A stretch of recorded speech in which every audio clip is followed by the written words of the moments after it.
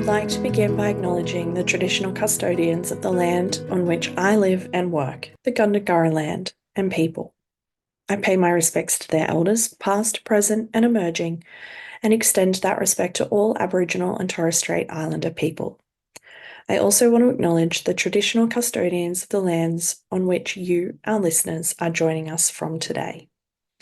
I recognise the deep connection that First Nations people have to this land, their enduring culture, and their commitment to the preservation and care for their country. This land was never ceded, and it always was and always will be Aboriginal land. Hey there, and welcome to Beyond the Surface, the podcast where we explore the stories of people who have survived religious trauma, left high control or cult communities, and are deconstructing their faith. I'm your host, Sam, and each week I'll talk with individuals who have taken the brave step to start shifting their beliefs that might have once controlled and defined their lives. Join us as we dig into their experiences, the challenges they've faced, and the insights they've gained. Whether you're on a similar journey or you're just curious about these powerful stories, you're in the right place. This is Beyond the Surface. Welcome, Ashley. Thanks for joining me. Thanks for having me, Sam. I'm excited to be here. I am actually very excited about this episode. I've been following you for a little while. I think you are probably one of my most favorite therapy slash religious trauma slash ex-Mormon Instagrams. I just think it's really cool. Like, and also Wow, that's you like just seem like a really normal human. that is actually a really, really big compliment, Sam. So thank you. I'm gonna let that one like soak in because I don't give myself that credit, especially in the ex-Mormon space. I kind of feel like I'm not a good enough ex-Mormon, which is kind of plays into I never felt like a good enough Mormon. So it makes sense that I would feel that. So that is a really big compliment. Thank you. Oh, you are so welcome. And I just it's such a weird space where that sort of like good version of us comes in. Hey, I'm sure that will come up in the conversation more. But for context, where in the world are you at the moment for people who don't know you? Yeah, so actually I normally live in Cedar City, Utah, which is a little small town in southern Utah. It's actually where I was born and raised. But I'm currently in Dublin, California. I'm here for a brain spotting training, which is the form of therapy I specialize in. And so yeah, I'm in a hotel room and just excited to chat. I actually went to college in California. So I lived in California for 12 years. So it feels really nice to just be here. It kind of feels like home, even though I went to college in the South and Dublin's in the North, but same thing. It's just California. Yeah, yeah. Your brain spotting work was actually, I'm pretty sure how I found your Instagram in the first place because I'm also a brain spotting therapist. And so I was like, it's so cool seeing other people work. Usually religious trauma therapists work with, IFS or EMDR or something like that. I was like, oh my gosh, it's so cool to find another brain spotting therapist in this space. So I love that. I didn't realize that. That's Yeah. incredible. Oh my gosh. Brain spotting is so I have to just say brain spotting is what I'm really, really passionate about. I love this method of healing so much. And it is what led me into the religious trauma space. But I just feel like if you're a brain spotting therapist, you get it. So Yes, absolutely. And I mean, I think from memory from some of your post brain spotting was a pretty big part of your own healing as well. So like I'm thinking we can have a chat about that later in the conversation as well. absolutely. I mean, Yeah. brain spotting is hugely supportive Yeah. to my own being. And Yeah. I that's also why I'm so passionate about it, you know? Yeah. Amazing. So I like to start these episodes with a very broad, vague question, which is where does your story start? That is a very broad, vague question. Yes. I mean, I will say, I guess it started in Cedar City, Utah. That's where I was born. And I grew up in an unorthodox Mormon home, actually. So my mom was a member of the church, and on my mom's side of the family, I have like Mormon pioneer ancestors, Okay. meaning my like great great grandfather settled parts of southern Utah. They had multiple wives, so that's like my mom's side of the family. And then my dad was not a member of the church and he was like an Italian Catholic. So it was a very interesting mix. Um, and Yeah. obviously like there's still a lot of similarities with the like patriarchy on both sides. But my mom was 3 months pregnant with me when she married my dad, and I'm the oldest in my family. So there's like also this layer of taboo and shame that I would say I came into the world Yeah. with. Um, so that's where my story started, is in Cedar City, Utah, and I lived there for 18 years. Yeah. Okay. Was that sort of like mixed faith family confusing as a child? Or was it just all you knew? Well, or It both? was I think it was both, and it's Yeah. actually really fascinating. So I just want to say to listeners, as I talk about a lot of this stuff, I am going to talk about it from my therapist brain and my own Yeah. like deconstruction and healing because I have the language for it. So I did not necessarily have the Yes. language for it as a child, right? Obviously, but it was extremely confusing. It especially in Utah and especially in Mormon culture. So a huge part of Mormon culture is like the men having the priesthood, being a worthy member of the church. And if you don't have a worthy priesthood holder in your family, you are like immediately less than. So Yeah. that's just like a collective energy. Cedar City, Utah is also a fairly small town. So it's not like a big city. There's no diversity. Everyone's the same religion. Everybody knows everyone, right? Yeah. So I have two younger brothers, and it's interesting because as my brothers and I talk, we all have very different experiences growing up and in terms of our religion, right? But I was the oldest, so I think I'm obviously naturally more obedient, rule follower. But I remember, and I was young. I would have been like 5 years old because I remember the church building, and Mormon churches organized so well that like depending on where you live, you go to a certain church. And so obviously we hadn't yet moved to another part of town. But I remember sitting in either like a church meeting and just feeling that there was something less than. Like I was less than because my dad wasn't here, my dad wasn't worthy, you know. And I remember feeling that as a little tiny girl. And it's interesting because now I will credit the diversity of my family as to being why I could step away. Like it is why I was able to walk away from this religion. Yeah. But it was also something that was really challenging growing up because I wanted to be like everyone else. I mean, right? We all want that. We want to belong. Yeah. And I think obviously I didn't know at the time that I was just trying to fit in. Yeah. I mean, what was that fitting in like? Was it hard or was there pressure to make friends with like really devout Mormon families to sort of like hype that up a little bit? Well, I think that like everyone, it's so interesting. Majority of people are Mormon, and so that is Yeah. just your friend group. That's who you're around. And I think an interesting part of my story is that when I was 10, my dad was actually baptized a member of the church. But I actually will say that I don't think he was baptized because he genuinely believed. Mm, He was baptized because of the pressure of the community because right you go to church every Sunday and I think Mormon church does this well. I'm sure a lot of churches do this well, but I only really ever grew up in Mormon church where you just want to be a part of it. And when you're converting, you're like celebrated. It was like this very exciting time in my family's life. mm, And it's fascinating because my dad will now say that he got baptized for me. I don't remember that. Like, I don't remember asking and pushing that on him, but I could see how that would have been really important to me as a little girl, if that mm. makes sense. How does that sit with you now, hearing that?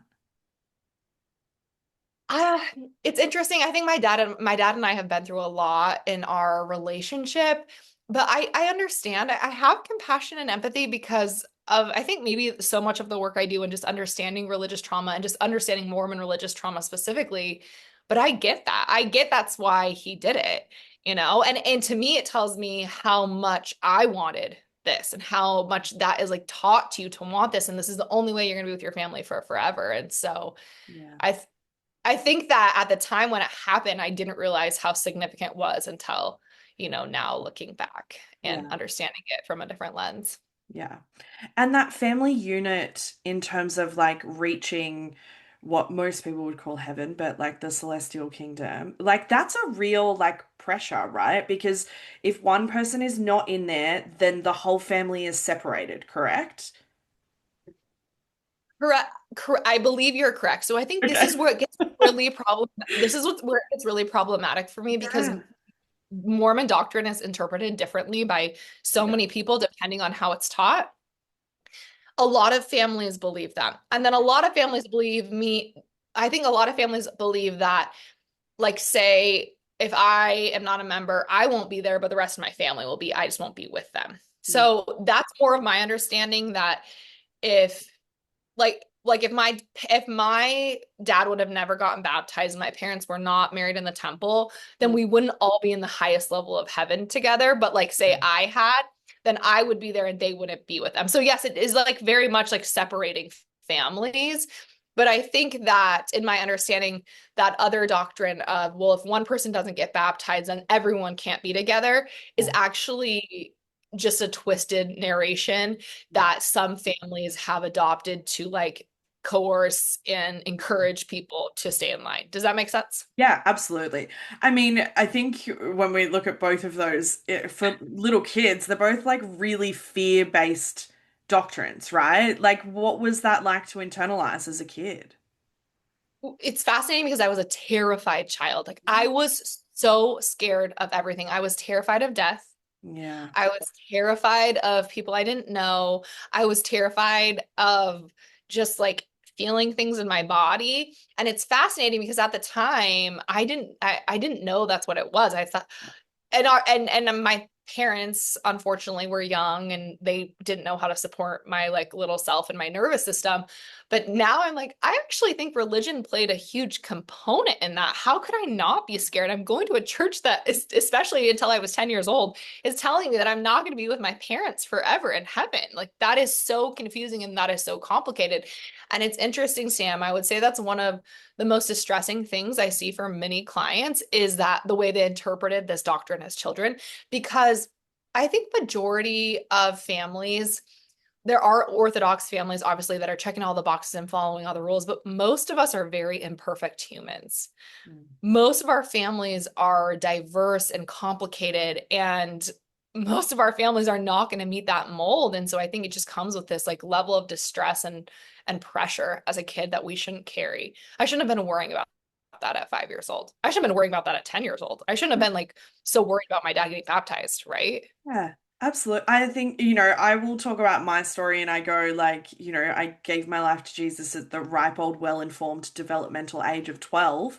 And it's like, kids don't have the ability to comprehend that stuff. And, even in Pentecostal or evangelical Christianity, that idea of like, if you don't pray this prayer specifically, then you are going to be eternally separated from your family. Like anything fear-based is just like an insane thing to expect anybody, even adults, but particularly kids, to understand at the time.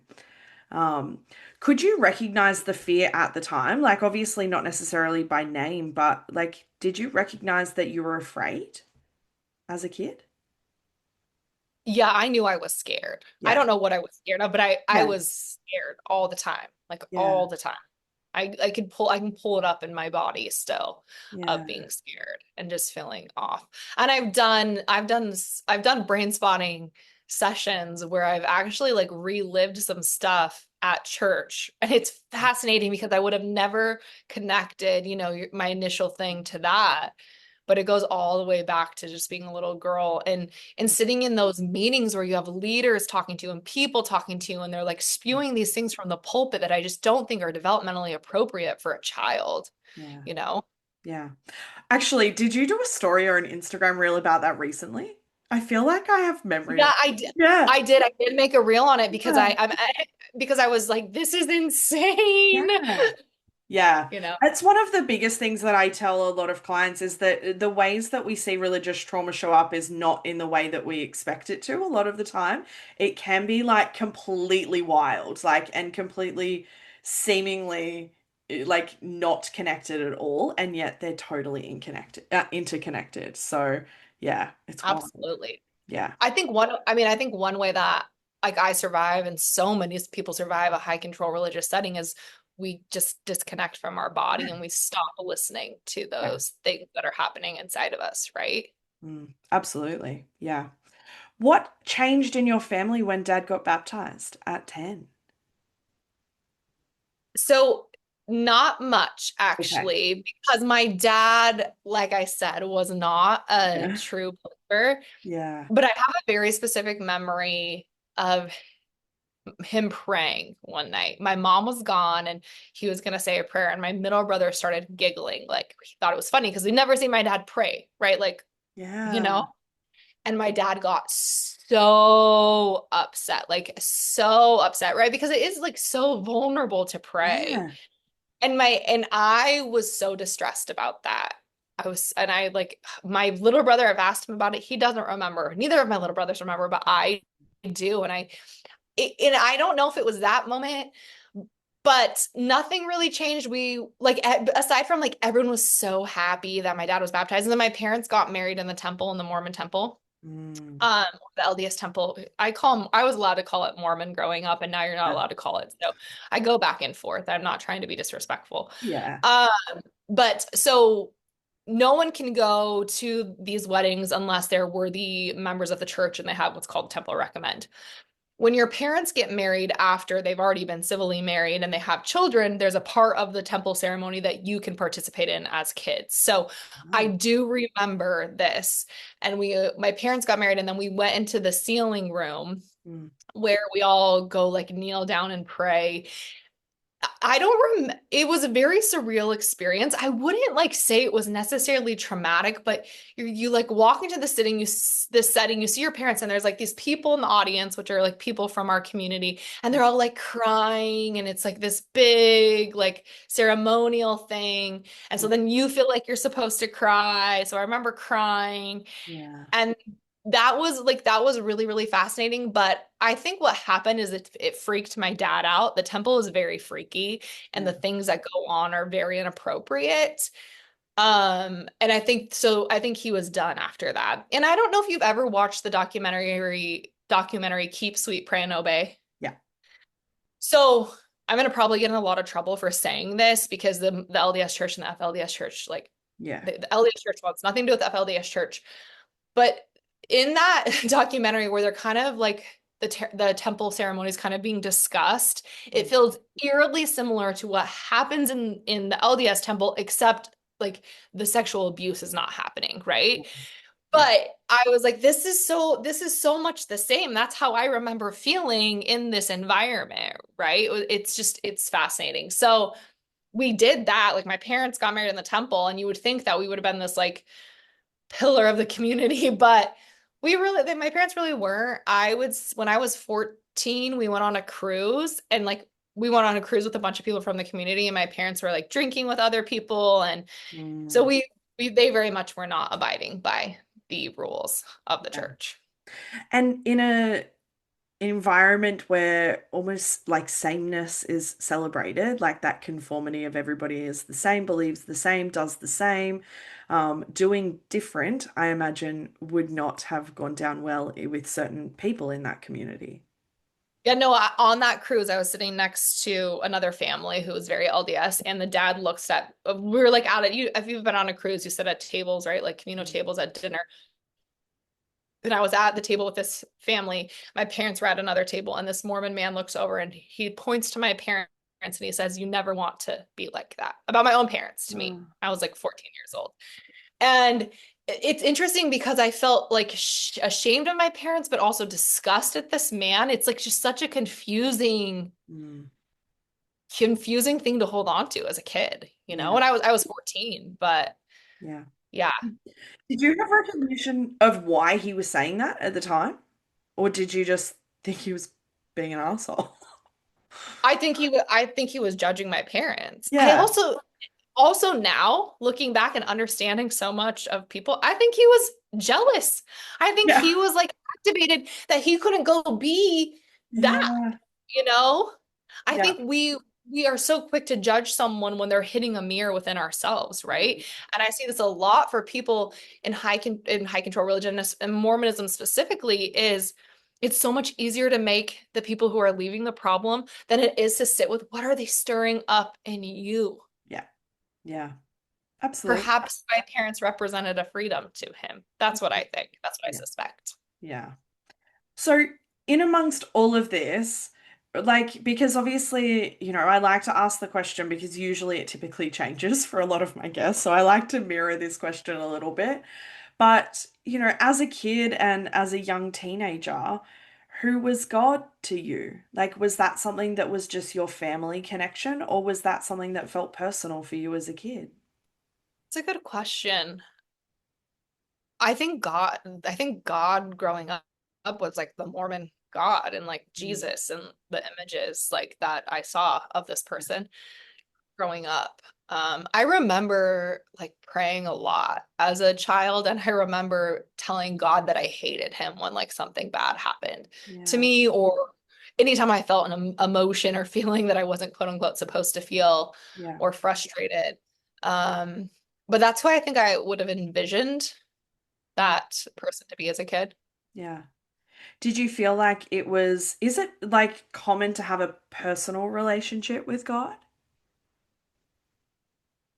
I I believe so. Yes, I mean like so I mean I remember praying every night and saying, "Dear Mm, Heavenly Father, thank you for mm, this day." Like, talking to him about various things. mm, I will still find myself like if I can't sleep at night, I will mm. like almost turn on my side and I will start saying that prayer out loud. Yeah. Or like in my head. And I'm like, "Whoa, whoa," and it because it was like a coping skill, Mm, right? yeah. For It's almost everything. automatic, I think, sometimes to just Yeah. start praying in different situations that you would have normally or used to do. It's yeah. It some of my clients go, "Why do I do that?" And I go, "Well, why wouldn't you in some ways?" But Yeah. I mean, you sort of said that like you remember feeling really angry towards God. Was that something that you were allowed to feel, or was that something that you then felt guilty for feeling? Oh, absolutely feel guilty for Yeah. feeling. Yeah. Yeah, no, definitely not allowed. I Yeah. don't know. I don't even know where that came from, but I remember doing it. Like I remember letting it out because I think growing up, you're told like this higher power is responsible for everything that's happening. And so when things were happening I didn't like, I was like mad, Yeah.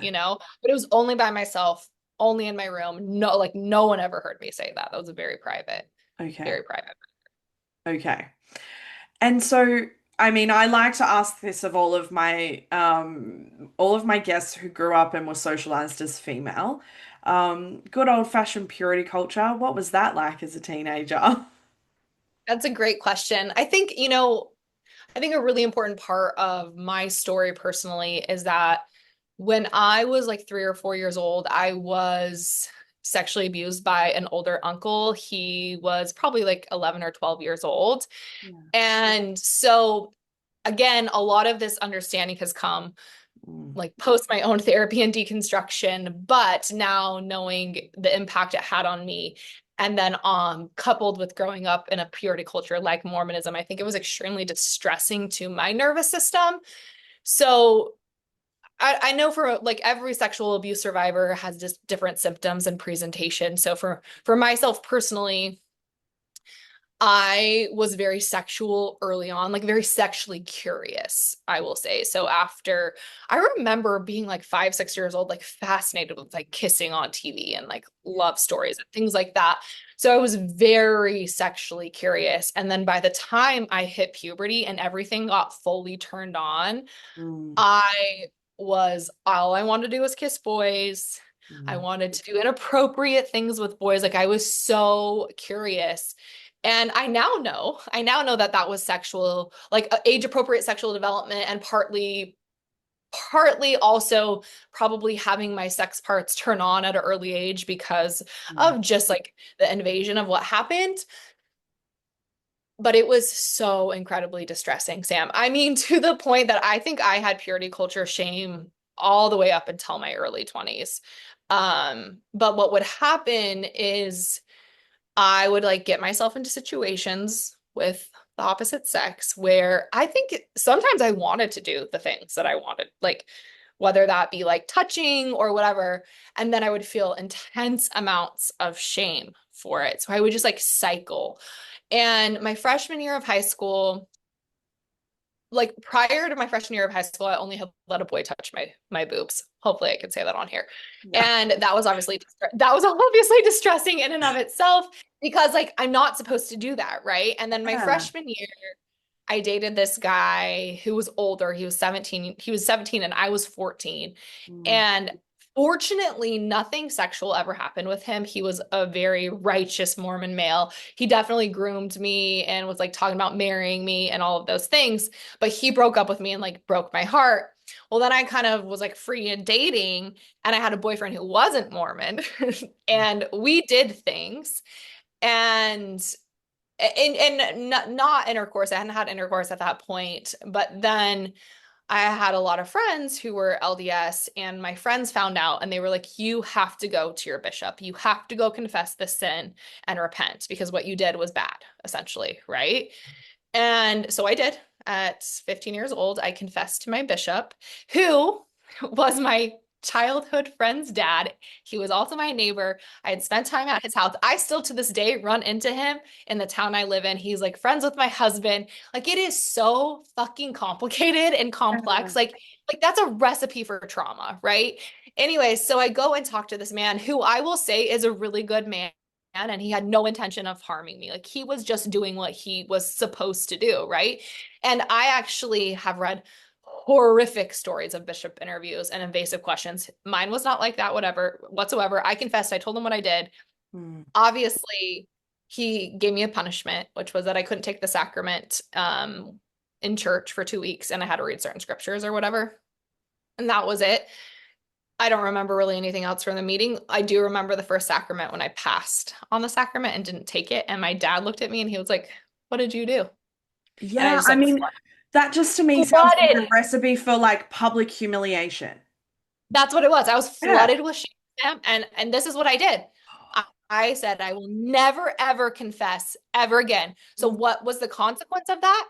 I never talked about anything sexual with anyone ever again. And Yeah. I needed to be talking with people. I needed to feel safe to come forward to share, hey, this is what's happening. I keep doing this and I don't want to keep doing this, but I do want to keep doing this, right? It was just like so much confusion that I just shoved in and Yeah. didn't tell anyone. And I think on the surface, I looked like I had it all together. If you went to high school with me, people would tell you that.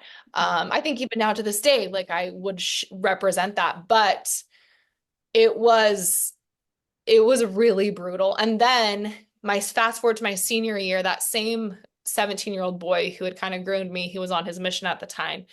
And I had found out he had been writing to girl. He'd been writing me and another girl, and he'd been sending us the same like letters.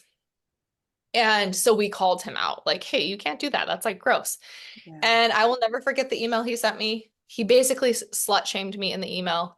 He like listed all the men I'd supposedly had sex with, all the boys that I had sex with, and that he couldn't believe I was not pregnant and I should be ashamed of myself. And I was 17, and I remember reading the email and like, again, another flood of shame, another wave of shame of just like hating myself so bad. And when I think about that email now, and fortunately I had enough protective factors, but it like that's the type of email people take their own lives over, Yeah. you know? Yeah.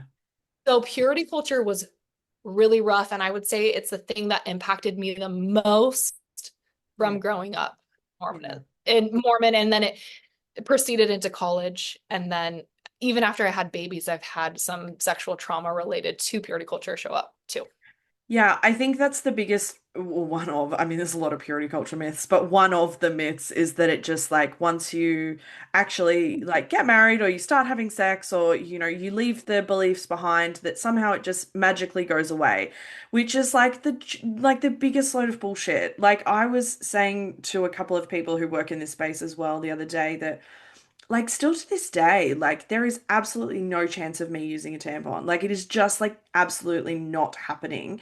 And so it's like things like that that people don't understand, like impact people's bodies, particularly women's bodies, in regards to purity culture that last far longer than, the first like, 6 years of teenagehood or whatever it is. But I mean, you sort of said that purity culture was pretty rough, and I feel like that might be a pretty palatable way of describing it based on what you just said.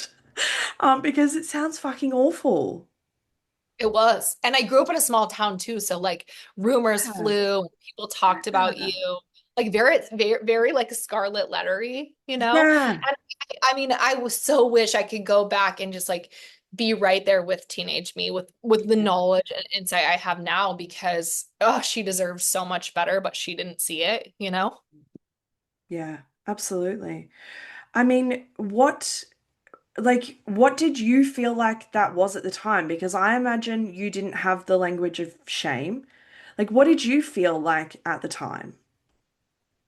I mean, I literally just hated myself, Sam. Like that's all I can say. And it's interesting because I think that that thread of self-hate Mm, is still one I am pulling the strings on. But I mm, think this is so real about religion, though, or like Mormonism in and mm, of itself. When I was living all of this, right, 17 years old, I never once blamed the church. Never once. I never was like, they're the problem. These messages are the problem. Do you know who I blamed? I blamed myself. I'm the problem. There's something a matter with me. Why can't I follow these rules? Why am I not the good Mormon girl? Why am I curious? Why do I want to do bad things? And I mean that's how I was. I'm a very curious human being yeah. and I'm a very open human being. So I remember in high school being so curious about the boys that drank on the weekends. I'm like, oh, why are they doing that? Like I wanted to know. Well, that kind of sounds fun, right? But Mm, that's a no, you can't do that. You know, and so it was this constant like, who was the problem? I was a problem. yeah. I never once blamed the religion ever. Yeah. I don't think I fully understood the way the religion impacted me until literally the last like 6, 7 years, you Yeah. know? Yeah. Well, I mean, you are so conditioned to not blame them though, right? Like it is never the Yes. church's fault. So I think it's one of the biggest, like laying the responsibility where it lies is such a powerful moment, but it is the moment I think that takes sometimes the longest because you are just so conditioned to not blame the church. It's not the church's fault, never is, right? No, I just wanted to be like them, right? Like I just wanted to be like them. And now I can say like I am so grateful that I didn't follow that path. Like I'm so grateful I didn't follow that path because I very easily could have, but fortunately I didn't. Unlike so many people I work with, so many people never had the choices that I had. And Yeah, I I'm so grateful for my choices and yeah, opportunities. yeah. How did that shame as a young person impact your ability to form relationships with people, even just like friendships or connect with people in your family, that sort of thing? Oh, I mean, I'm thinking about my family relationships, and I feel like my family in general has a lot of shame, not even related to the church. But I would say I was very trepidatious. Like I didn't have a large group of friends, and I moved away to college when I was 18. Fortunately, I left Utah and moved to California, and it took me a long time to make friends, and I didn't have a huge friend group. I had a small group of friends, but I think I was always constantly worried, like they're judging me. Like I would actually push people away more than they would actually do anything to be pushed away. But I think I was always scared of their judgment or perception of me when really the only one judging me was me, right? Um, and I think it definitely like impacted. I mean, I had such low self-worth, and I had decided that the only way I was worthy, right, is if a man loved me or wanted me or needed me or wanted sex from me, right? So Yeah. that had been like conditioned from a very young age. And then I think when I left Mormonism at 20, I still hadn't like unpacked any of this. So I was still getting myself in very like precarious situations with men. And I was hating myself less, but I was still hating myself. So Yeah. again, right, just because you leave doesn't mean that it changes. Yeah, absolutely. I mean, there's a 2-year window, it sounds like, between when you went to college and when you decided to leave Mormonism. What happened in that 2 years to get to that point? Yeah. So that's a very good question. So I left Cedar City when I was 18. I actually didn't have a choice. My parents said I had to move away for college anywhere, Huh? and I will forever Is that thank them. uncommon? Like, I would expect, like, you know, I don't think that's not like in Utah, it's kind of like the expectation is you get married. And yeah. so yeah, I was not what I did was not the norm at No, all. right, okay. Because I'm thinking, Not like, it's not even the norm for, I think, girls in high control religion to even go to college, let alone to go away to college, where like there's so many unknown factors. And And so, that's why I tell you, Sam, like my unorthodox family, I will credit them forever. I didn't grow up with like high control modesty. Like I could wear whatever I wanted. I never felt shamed for the clothes I wore, right? Whereas I know so many people did.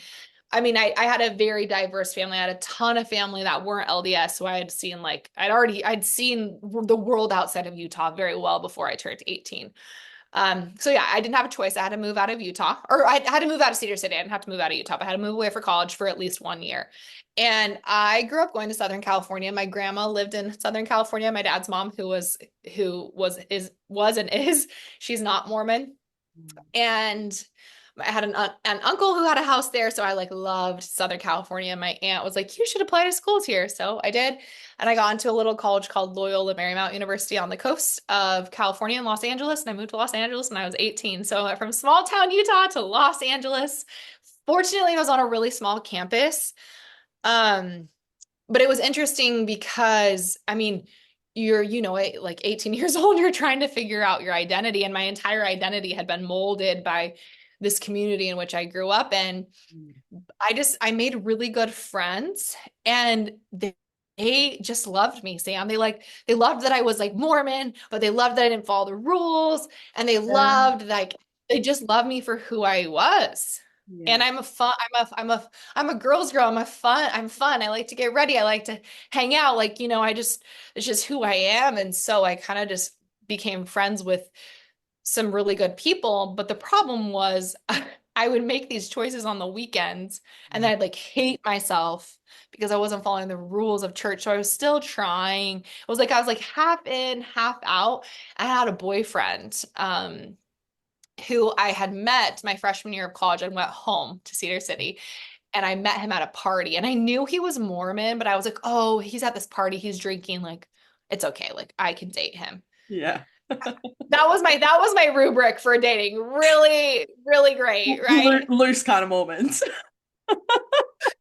And there should have been some red flags. And he's like, I will say, like, is a really great guy. Like, I Yeah. can't say anything bad about him. But first of all, I was 18 years old. He would have been like 21, 22, because so he had gone on a mission. And I just we were in like I was in no place to get married, but that's obviously like as soon as you start dating someone, that's what you start talking about because it's so much in the culture there. Yeah. Mind you, I live in Los Angeles. I'm going to college, right? And because the town I live in is so small, the other guy from high school that had slut shamed me was friends with this guy and was like, "You can't date her. She's like slutty." And then he broke up with me. I mean, it was like a whole thing, but then we kept kind of dating. Anyways, long story short, the summer of my freshman year, I was going to come home and get married, Sam. Like I was going to come home and Mhm. get married to this kid.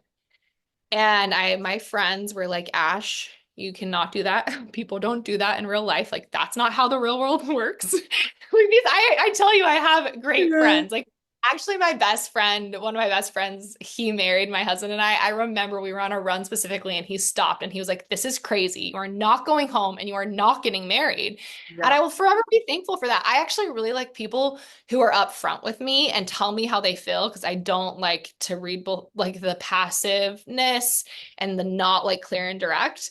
So, anyways, I also had an aunt, my aunt who I'm really close with as well, who I had grown up with, who's not LDS. She's like, "You're not going home and doing that. That is stupid." My parents didn't want me to do it. Yeah. So I didn't come home, but I kept dating this guy. So I like was like kind of still having these ties. And the interesting part about this is he wanted to do everything sexually but have sex. And Yep. I was like, this doesn't make sense to me. Like, we're doing all the things. I actually prefer to have sex than to do some of this other weird shit. So, like, we were always kind of in conflict about that. Yeah. And so then we did end up having sex. And I think then he really felt like he had to marry me. Yeah. Right.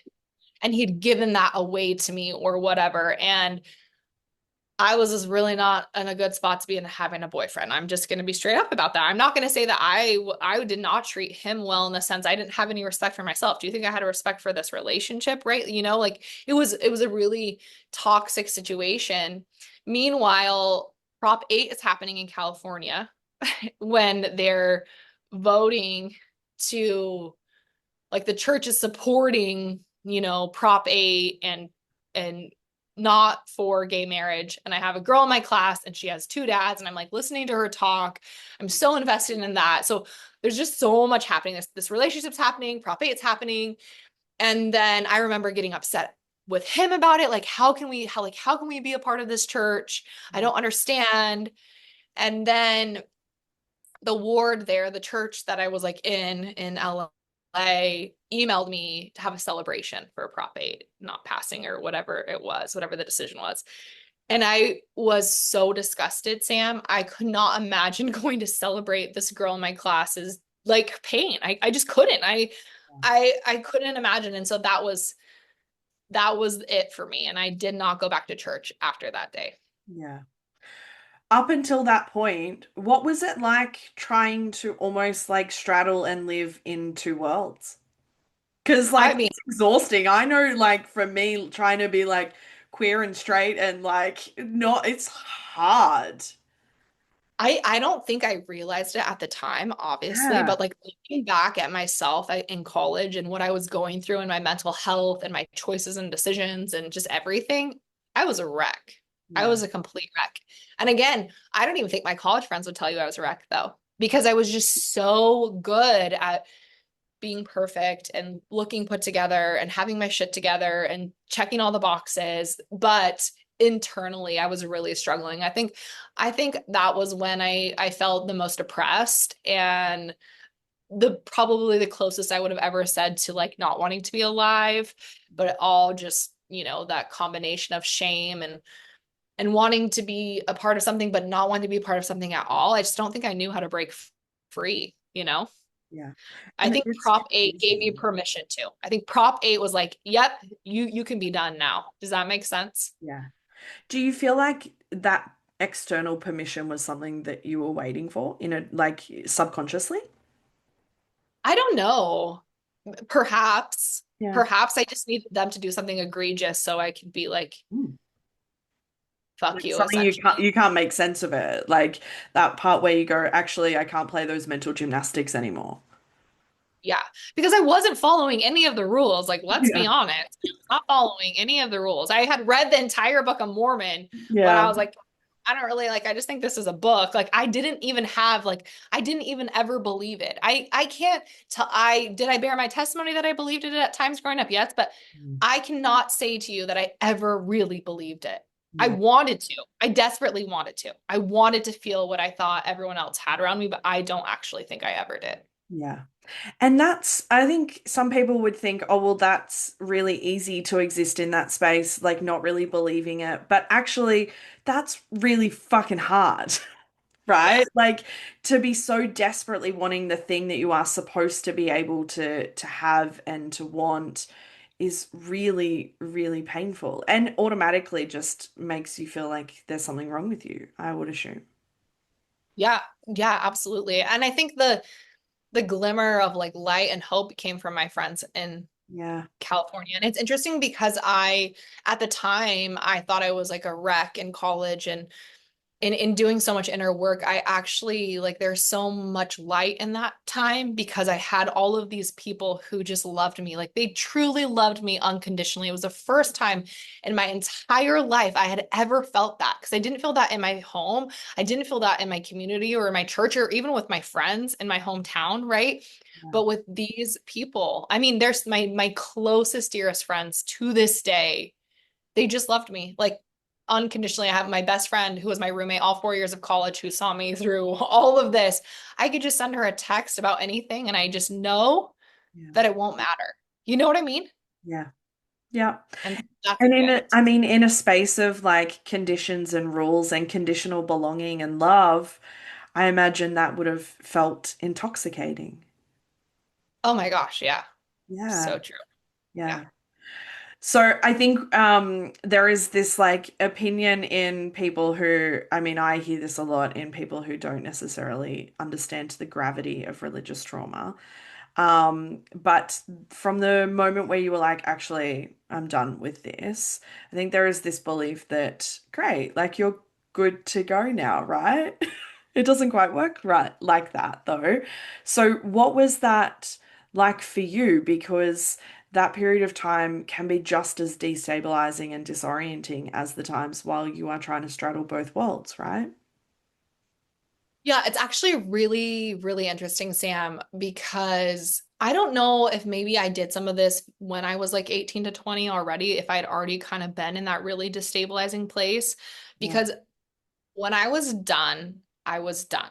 And I Okay. did not miss Mormonism Mm, whatsoever. And I'm not saying, can I see its impact on my choices and my decisions that I made? yeah. Absolutely, but it was not in the forefront of my mind. I didn't miss my faith because I didn't have a faith, if I'm being quite honest with you. Yeah. And in 2012, so 2 years, no, 4 years later, I Mm, ended up getting my records removed. And then when I removed my records in 2012, it was the year I became a therapist, and I was like, I am never going to think about this religion ever again. And mm, I genuinely did not until I moved back to Utah. And it's like one of those things, right? I think because I was in California, because I had no one in my immediate support group was Mormon. My parents were no longer Mormon at the time. My brothers weren't. Like, I had no Mormonism had no influence on me whatsoever.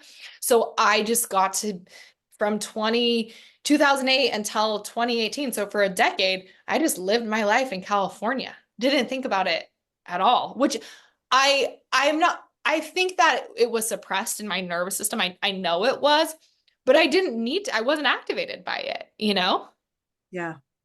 consciously.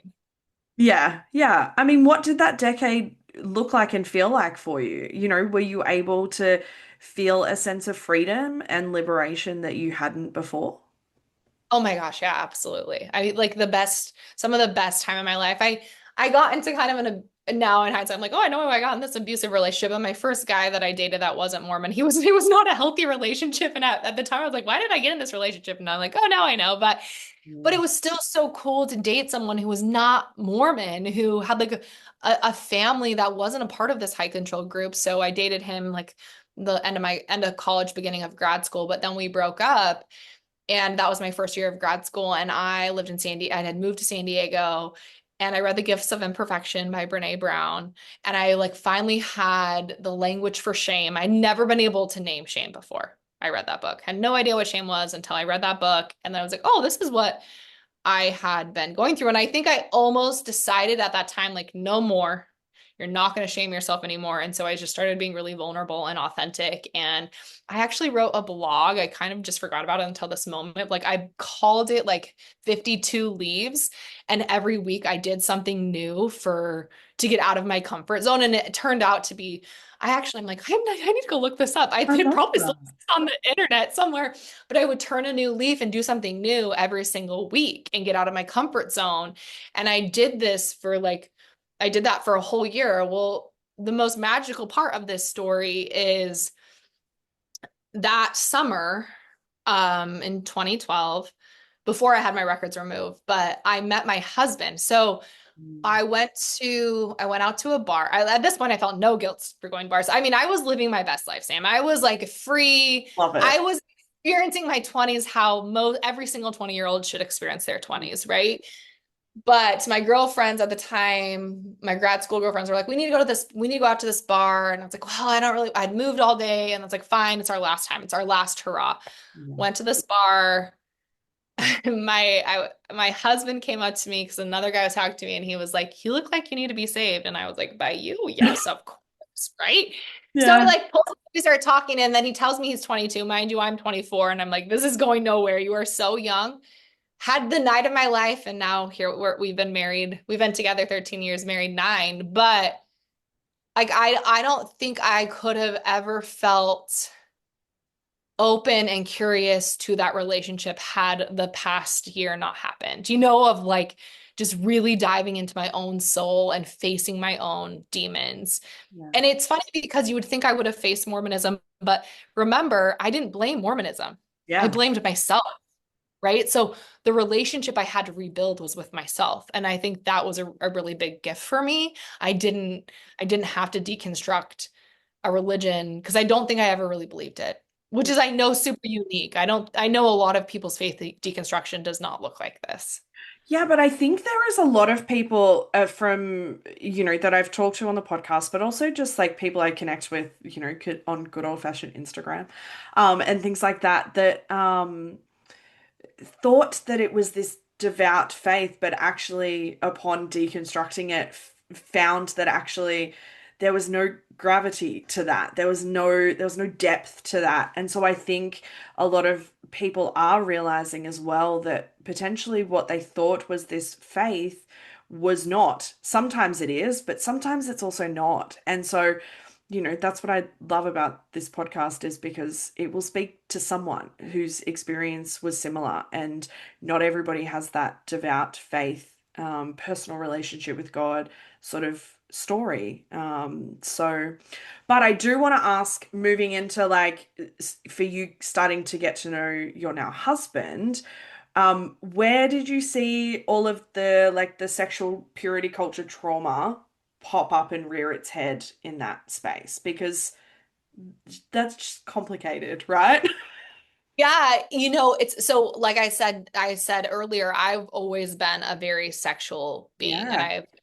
I'm a very sexual person. And my husband was the first person that I had ever been honest with about my sexual abuse, but also my sexual history, Yeah. right?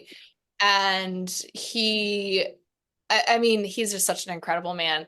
I will tell you, like, our like second, like, I knew that I was in love with him when he played me. I remember when Macklemore dropped Same Love, and my husband played that song for me, and I was like, oh, We're you're good. my, we're good, we're good.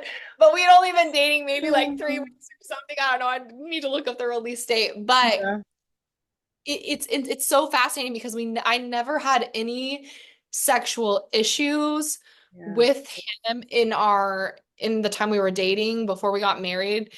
I think again it was like I was finally allowed to be free and I could explore all of these things with him. My husband's also very sexual, so we were very compatible in that way, but it was a very safe relationship, Yeah. right? There was so much safety and there was no judgment and there was no criticism and there was no expectations, and it was very loving. So I had this ability to be free and to own my sexuality in a way I never had before. And it stayed like that for a very long time until we had kids. And I think, what often happens, right? So after women give birth, if they have obviously any type of trauma, but if you have sexual trauma specifically, it can get reignited, right? That the nervous system remembers, it knows. And so after giving birth, I had some very interesting things kind of come up in the sense of I would get super activated at all if my husband asked for sex, wanted sex, like any type of sexual things. And it was like almost I became very controlling about it. Yeah. I became very rigid and not, and I still have these moments of being hypersexual, right? And it wasn't until brain spotting and doing some internal work, and I had had a second baby at this point, Yeah. and I went through some pretty significant postpartum with him, but that I started to realize, oh my gosh, some of this is my own sexual trauma, but some of this is like purity culture trauma. And I had this insight one day, and I swear I had it about a year ago, and it has shifted everything. I had this insight that my husband didn't grow up in a high control purity culture. So he has none of that conditioning, none of that programming. So him wanting to have sex or like being sexual, one doesn't mean he expects it from me, but that's just him expressing himself. And I Yeah. had this insight of like, that is so activating to me because I don't feel like I can do that. I Yeah. was never allowed to be a sexual being. I was never allowed to be like, hey, can you get me off right now? Right? Like, Yeah. that was a huge no-no. Masturbation was a huge no-no, like all of this stuff. And it was so interesting. And I couldn't make sense of it. I'm like, why is this coming up now? Like, I just had like a decade of sexual freedom. Why is Yeah. this coming up now? Like, why can't I? And I've had to like reconcile. I've had a lot of grief come up with that too. Like, this never happened for, you know, 10, 11 years, and now here it is. And Yeah. It's been really healing though, because now I have no activation at all when he asks for it. Cause I know I'm like, oh, well, yeah, you're sexual. I'm not really feeling sexual. It's fine. And like, then I can ask for it. And it's been really cool. But I Yeah. would say it's wild how it still shows up. Like, Yeah. how, you know? Yeah, absolutely. But and I almost want you to repeat it again for people who don't think that like you can heal from purity culture and sexual trauma in the words that you said, which is that you don't have any activation. I don't. I literally Yeah. don't have activation about my own sexual trauma and my own like stuff. Yeah. But when it comes to my partner and him asking for sex, Yeah.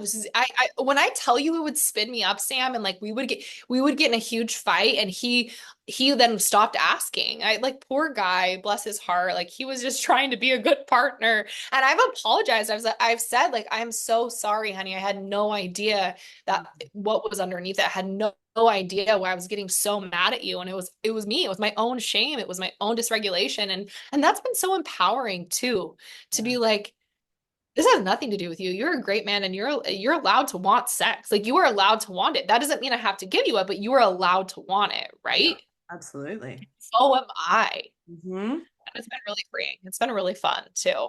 Yeah. Because I think like while I had that time with him that was very safe and very free, I think there was still all this stuff repressed. And so now I'm like, that was fun, but this is next level. Yeah, I mean, my instinct is to like almost ask what might feel like a really inappropriate question, which is, I imagine the sex is wildly better. Like, Wildly. Like, yeah, and obviously I've had the same partner for 13 years, so we yeah, really know each other's bodies. But I mean, I'm 37 and I'm like, and my hormones are not what they used to be, but damn, the sex is so good. It is yeah, so good.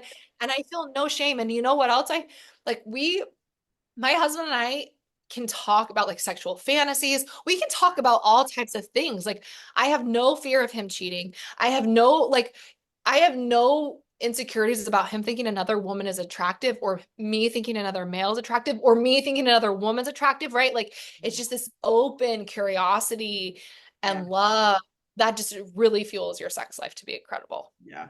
Secure attachment is nice, right? Oh my God. Yes. Yes.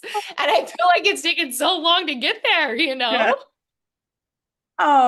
Okay, I want to ask about a sort of like a dual question of like, what was it like to get your records removed? Because I know for some Uh-huh. people that can be like a really big moment, and other people it's just ticking a box. But also, when did you start blaming the Mormon Church? And what was that like? When did I start blaming them? No, when? Yeah, and like, how did Yeah. that happen? Yeah. Yeah, yeah. Okay, so in 2012 when I got my records removed, to be honest, the catalyst was it where it was my now husband. We were on a date, like our first date, and he asked me, because obviously I'm from Utah, and if you're from Utah, everyone's like, "Oh, are you Mormon?" You know, that's what everyone Yep. says.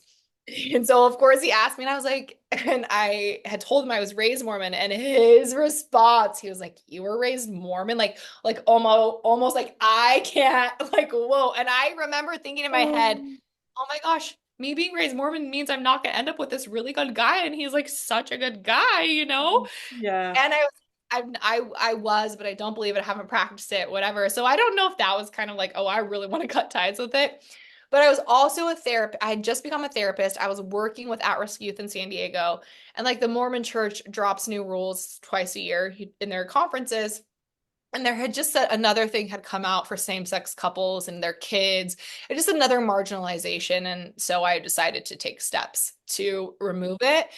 And it actually took me like 6 months because it was before you had to get things notarized and the Mormon churches ran like a business. So I submitted my letter. And then based on my address in San Diego, they placed me with a bishop. So who would have been in charge of whose ward I would have been and whose church I would have been in. Yeah. And he emailed me. And I'll never forget the email he sent me. Because it had my work signature on it. And he said, I would imagine that someone in your position wouldn't find a permanent solution to a temporary problem. And I was so pissed. Like at this point, I was like really social justicey. I was a therapist. I worked with inner city kids in San Diego. Like, you're not gonna fuck with me, dude, if you think that I like care. And he kept calling me sister because that's what they do in the Mormon church. And I refused to call him bishop. I would just say Mr. Mr. And we went back and forth like probably 6 times. He asked me to come to his house for dinner. I wouldn't. It's just like there's no respect for boundaries of like, I'm done. Please grant me, please grant me. And then he finally did. He finally granted it for me, and I was done. And again, I never thought about it until I moved back to Utah.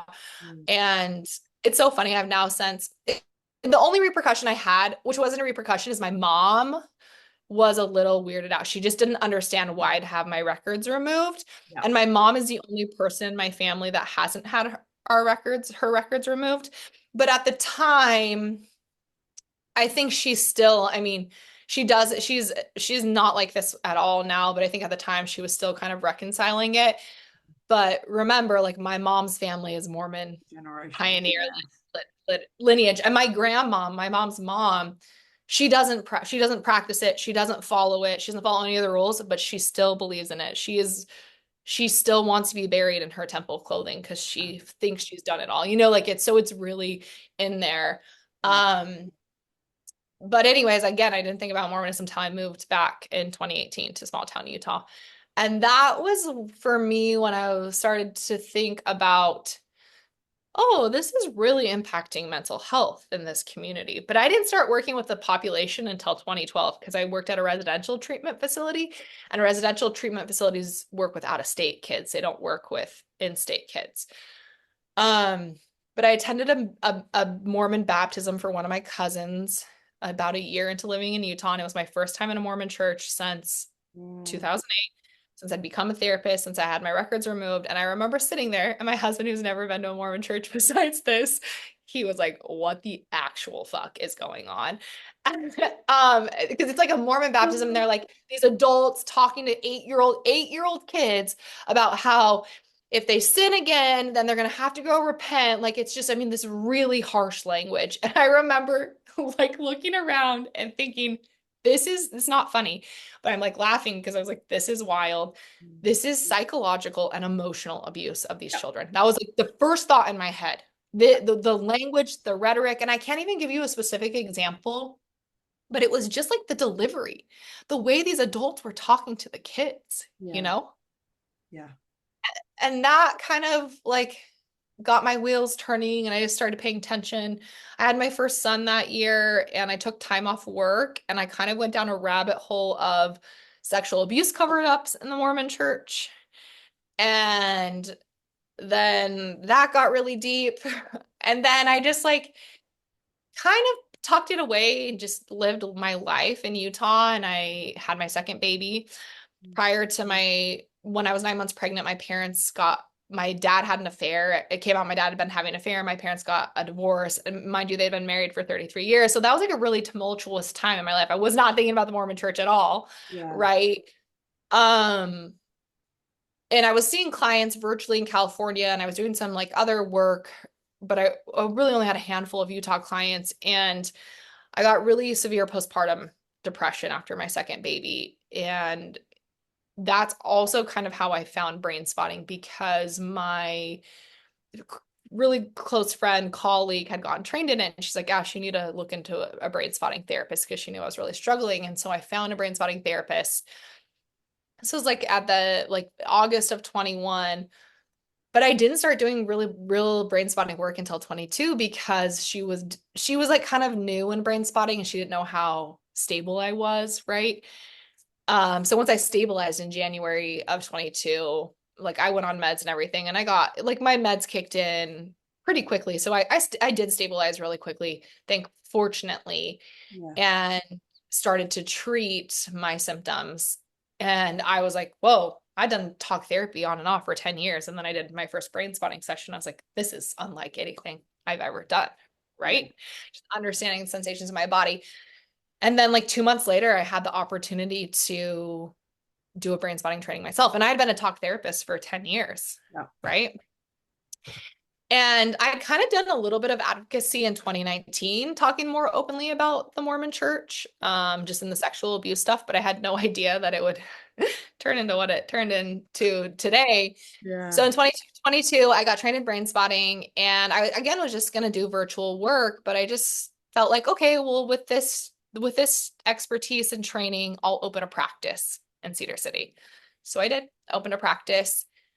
And that is when I started to blame the Mormon church. It was that was the moment where everything kind of was like, what the actual fuck is going on here? Because there wasn't one client that I had on my caseload that was not impacted by the culture. And not all of them were members of the church, Sam. Not all of them were. But because it's so dense in Utah, you can't escape it. And so it impacts everything, right? And you're a brain spotting practitioner. I was watching people relive trauma in front of me. And Yeah. because I'm so familiar with Mormon culture, right? I'd be like, oh, Yeah. that's what it's like in sacrament meeting. Oh, that's what it's like when your bishop asks you those inappropriate questions. Oh, that's what it's like when you go through the Mormon temple. Like I was able to know what was coming up in the sessions because of my experience. And that's when I really started to blame the church. Yeah. I mean, what impact did that have on you to be able to start to shift the responsibility from this was always mine to carry to this was never mine to carry? I think, like it's so interesting because had I never moved back to Utah, I don't know if any of those things would have been activated Yeah. within my being face. I don't know if I would have ever faced my own religious trauma had I not been confronted with it, Yeah. right? But I think it's so fascinating because it's allowed me to just understand so much, even my own sexual abuse, like even to understand why the conditions that allow that to happen and how I'm not saying that was all on the church, Yeah. but how it does have roots in Mormonism and Mormon history, right? Yeah. This uncle is on my mom's side of the family. I think it's highly likely he was abused. Like, right? We come from a culture where sexual abuse has been normalized, right? And so it's like just to even have that layer of understanding for my own self, and then to know that purity culture in and of itself is a form of sexual abuse. It was just like I think it was like this last piece of freedom I didn't even know that I needed. And then it's been so cool because I do believe that I was so far I had done so much of my own healing Mm. and inner work that's what allows me to show up for clients in the way that I do because I'm not doing the work with them, right? Like I have done some of my own work since, obviously, but I'm pretty grounded in my own spirituality and my own identity and my own deconstruction prior to opening this practice that it just it just kind of I think it was exactly what needed to happen. Yeah. And this is gonna sound crazy, but I think I hated the Mormon church in 2012. Like I hated them. Yeah. And now I wouldn't be who I am today without them. Yeah. Yeah. I mean, that doesn't sound wild to me. It might sound wild to somebody listening, but yeah, I can Like understand. I can't do I wouldn't be so Yeah. what makes me so good at my job is that a client doesn't have to just they don't have to explain anything. They don't have to explain one thing, you know? Yeah. And no, I didn't like live an Orthodox experience. No, I never wore LDS garments. No, I never got married in the temple, but I knew so many people who did. I watched my Yeah. mom wear her garments, right? Like I know it. Yeah. I mean, and a lot of the time, I hear it time and again, like, I'm so glad I don't need to explain that terminology. Like, I don't need to, help you understand or educate you. It's my biggest gripe in working with religious trauma is like clients not having to educate their therapists on that landscape in particular. Like, obviously, not, it's not about knowing everything, but it is not about expecting your clients to educate you as well. But even just you knowing the language and, would put people at ease. Mormon culture has its own language as well, as in comparison to, evangelical Christianity or something like that. So I imagine even just something as simple as that would make a huge difference in people just being able to sit with what they're, navigating as opposed to having to teach you alongside of sitting with what they're navigating. So, you mentioned feeling grounded in your spirituality and your identity. And one of my favorite questions to ask towards the end of these interviews is, where is your sense of spirituality now coming out of high control religion?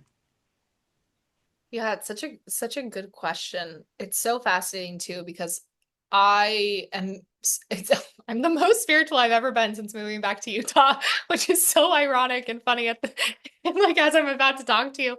Yeah. But I've always been so like right when I was still in college, I traveled I studied abroad in Ireland and it was just like the immersion into the culture and like that was my first evidence that spirituality was so much bigger than religion and that I could feel connected to a higher power just Yeah. in this culture out in nature.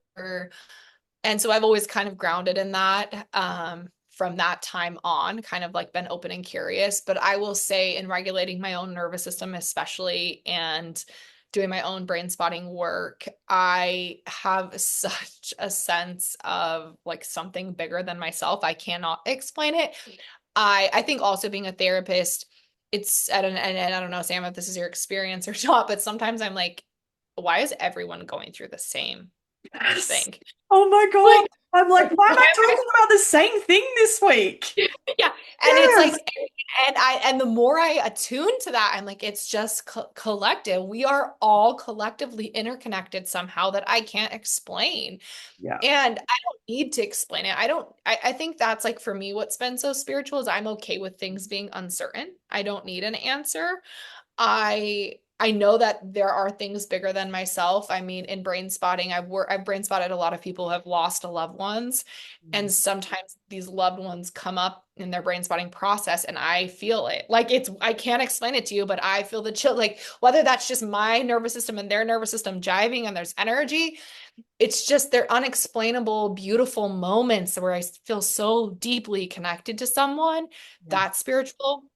But spirituality for me has become like very simple. Spirituality is cuddling my kids in the morning. It's giving my husband a hug after work. It's sitting outside and like putting my feet, I love to put my feet on hot cement. Mm. Like, just like in the sun. I think that that's what shifted the most for me is like spirituality can be anywhere if we just like allow it to be and Yeah. we attune to it. Like this conversation, like having a deep, meaningful conversation with someone.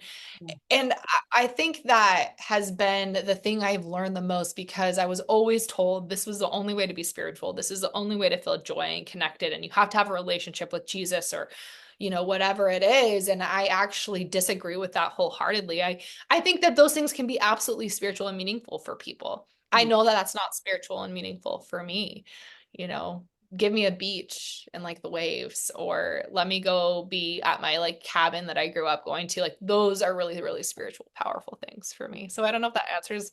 I think sometimes I'm like, people want me to tell them who my God is, and I just don't have one. Like I just know it's within me. Like I know that like spirituality is within me and I feel it and I can't always put it to words. Yeah, absolutely.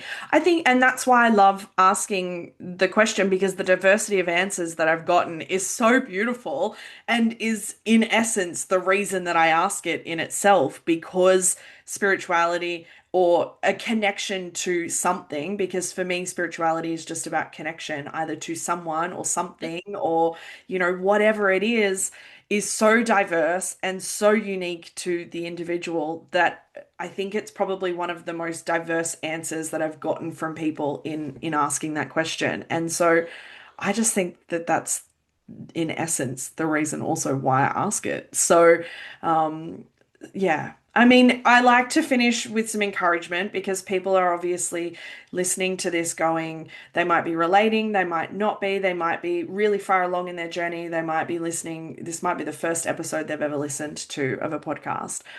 But I'm wondering if you can offer some encouragement for people who potentially are at the early stages of trying to work through that sexual and purity culture trauma.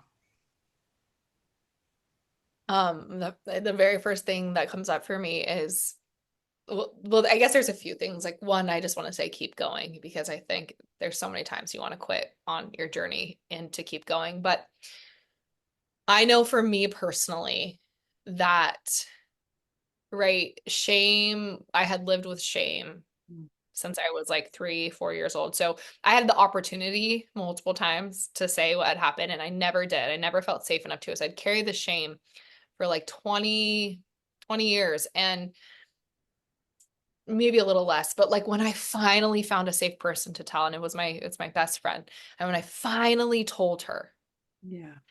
just like that little bit of release that I had was enough, because shame, if shame stays inside of us, it just gets bigger and bigger and bigger until we finally talk about it, right? To a safe person, and not everyone's safe, and I know it's hard to find a safe person, and I totally get that, but I think that really starting to talk about it was the most powerful thing for me because I had decided if I just shoved it down, right? I shoved it down far enough, it wouldn't have to come out. I also I read The Courage to Heal, which is a very, very old book, but it outlines sexual trauma so masterfully. And I think it was the first book I read where I was like, oh my gosh, there's nothing wrong with me, right? Because I think so much when you grow up when you have sexual trauma and then you grow up in a purity culture that says all of these things make you impure, you genuinely believe something's wrong with you. So I think talking about it in safe spaces, informing yourself, getting like some good support systems and reading and books and community, right, for other people who have maybe gone through it, and to go really slow.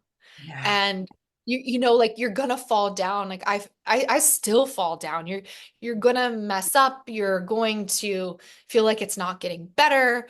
Mm. And to let that be a part of the process, right? None of us are going like this straight uphill climb. And I don't know anyone No. who does. And I think that it's going to be super messy and it's going to be super bumpy. But what I've learned the most is that those bumps and those darkest points, if I can like hold them, Mm. they're actually how I see the most light and love in myself. Yeah.